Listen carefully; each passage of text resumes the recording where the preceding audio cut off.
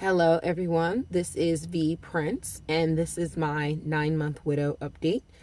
Since my husband, Domonic Prince, passed away in February of this year. The month has gone by so fast. I mean, my update obviously is a few weeks late, since I normally try to do it on the 11th, on the actual mark. So let's see. October went by very fast. November is just flying by. We're almost done.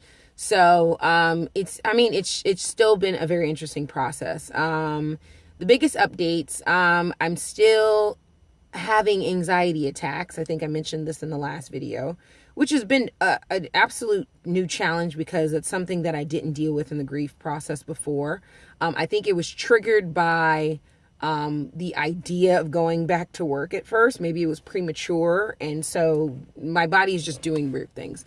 I'm not taking medication right now for the anxiety or for anything really, but I'm just, doing kind of the natural things that you would do to help calm your anxiety. Everybody's different, so if you need medication, please do that. But for me, I'm just not really wanting to take the medication until it is really, really bad. And I don't think I think it's bad, but it's not horrible. So I've just been, trying to work out, doing my breathing exercises that my doctor recommended. I have another appointment to go see my doctor, obviously, to make sure that all my vitals are good so that I'm not low-key having a heart attack and not knowing, which is very possible because in the grieving process, you can, your body can be in such shock that you actually do have a heart attack. This is possible. So for all of you, any of you who have PTSD or any type of grieving of any sort, please get yourself to a doctor, get checked out, make sure that you're actually fine because, you could just be really suffering and not know it. Other updates. So Thanksgiving, we just had Thanksgiving last week. It was a little difficult for me, to be honest, and I actually didn't expect it or wasn't really thinking about it until the day came and I found myself cooking. And it ended up that at that time I was cooking, I was by myself. And, just little moments where I was alone, where I probably wouldn't normally be alone, because of the circumstances of losing my husband and then having his family reject me and then them denying me from seeing my stepdaughter. Essentially, I lost my whole little family. That has been very difficult, especially around the holidays. It was always so important, for us to celebrate things together, and it didn't always mean gifts. Christmas is right around the corner, and every year we would try to think of something cool to do for our daughter. And so, as the holidays are coming, and my birthday actually is in December as well, I'm just finding it very difficult to try to conceptualize my life now with without my little family. It's I lost both of them at the same time. I lost everybody on that side. I am a Prince, but I have no Prince connections. Very strange, but life has a way of falling apart before it falls together. I live my entire life based on that because if I didn't, I would lose hope altogether. There's a lot that is an adjustment right now. Another thing I'm dealing with, I mentioned in the last video, is dating, and so yes, there's a special person in my life, but people are people and things are going to happen and it's not always going to go the way that you want it to go. And so dealing with changes has been very challenging. And also, being a person for a new person has been very challenging to be I am no longer Domonic Prince's wife. I am no longer that. Technically, yes, but no. That's the reality of it. And that's something that I talk to my therapist a lot about. I'm going to be honest about that because I think therapy is important so that you can have a guide in healing. It's somebody to let you know, hey, no, you're not crazy. You are not experiencing anything outside of what a normal person would experience in this situation. So it's important that you, even if it's not an official therapist, hopefully it is, if you can afford that. And I have Kaiser, thankfully, Obamacare, thank God. So that when I lost insurance, because I was on my husband's insurance, when I lost insurance, I was able to go under Obamacare, thank God. because I can have therapy now. And so for those of you who can do that, please do. But just getting it out is so important, to talk through the phases of what you are experiencing in your grief. So that has been vital. But yeah, just the adjustments in my life, going to bed alone, and it's getting cold and my feet be cold. And I used to put my feet on my husband, and he'd be like, Don be like, oh, like, stop. But he would actually be like, okay, it's fine. Like, your feet are cold. I'm warm. Like, obviously, like, it's just the little things that you just miss. You miss, being connected to people. Like, now, and this is no offense to any of my friends, the statement that I'm about to make. Now it's weird me being a completely single woman amongst my married with children friends. It is very, very awkward. Like, literally was just at an event today for my bestie, and I'm like so happy for her, like so proud of her, and of her husband and all of them, and like being around two married with children couples, and me sitting there totally single, like so like ridiculously single, in a way, like I am an unmarried woman. And like, even if I did have like my significant other, whatever, like I would still technically still be single. Like, I'm not married and I don't have children. So that's been interesting, like I think it's challenging to mix sometimes those, like a lot of us aren't as fluid, which is fine. You end up being with people who are like you. So if you're married, you hang out with other married people.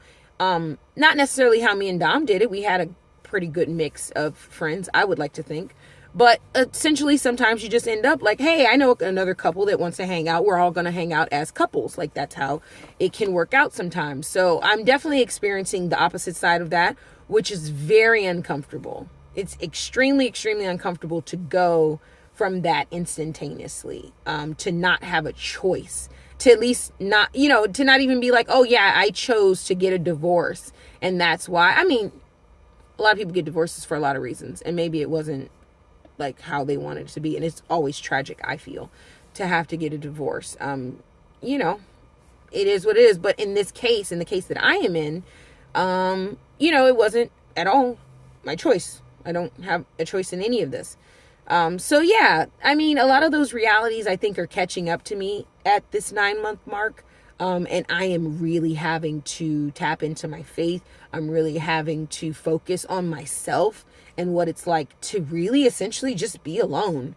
I have a lot of great people around me still. Like, I will never stop being so grateful for the people around me, for my sister, for my parents, for like my friends who check in on me, like every single person. I will never like not express my gratitude for that, because I do have so much to be thankful for. I just, I have to be honest about my feelings and saying that this has probably been one of the toughest times for me, because somewhere in my mind, I figured that everything would like just start getting better at 9 months. I somewhere in my mind, I think mapped it out in a schedule and was like, oh yeah, we're going to be straight. And 9 months, like I'll be sad, but like, I won't be that sad. That is not, that's not really a real thing. Like, again, grieving is not linear. You're going to have your ups, you're going to have your downs, you're going to have your good, you're going to have your bad. And November has been a tough month. I'm expecting for December to kind of be a little shaky, because I have my birthday, Christmas, and New Year's. And then again, the holidays will come around. February will be the 1-year mark. It'll also be what would have been our 3rd wedding anniversary, our 11th couple anniversary. Like, then 2 months after that, April would have been his 34th birthday. So like, it's just, it's a lot. Like, it's going to be really kind of interesting, I'll say. I don't want to automatically cast a spell and say it's going to be hard. I don't know what it's going to be like. But there's a lot going on. There's a lot to think of. There's a lot to go through emotionally. But it's important. I've been journaling. I've been speaking about it. All these things are essential to my growth, and getting through this process. I have a friend of the family who is a widow of her husband of I think they were married for 20 years, and it's been 9 years, she said, since he passed. And she, was very honest in saying, like, hey, yeah, you're still going to have really bad days. Like, it's just going to come and hit you out of nowhere. And so that's what you have to deal with. And hopefully you at that time are with a partner who understands what you're going through and can provide you with some type of like emotional support and won't just like shun you or whatever. That's what you want, essentially. So all in a nutshell, I'm getting along. This month was a little bit more difficult than I expected, but I'm learning new ways to cope. I am an ever-changing person, so obviously the ways that I soothe myself are going to be ever-changing as well. Let's see. Can't think of any other updates. I have purple hair, if you guys can see that. I'm also hungry, so my stomach is going crazy. There is a rainbow out today. I have 3 friends that had babies this week. 2016 has been difficult, but redemption is coming. Like there is always the sunshine after the storm. Like there's always something to look forward to, even if it doesn't feel like there is. Trust me, there is. There's always something. And sometimes you just gotta wait. I am not good at patience at all.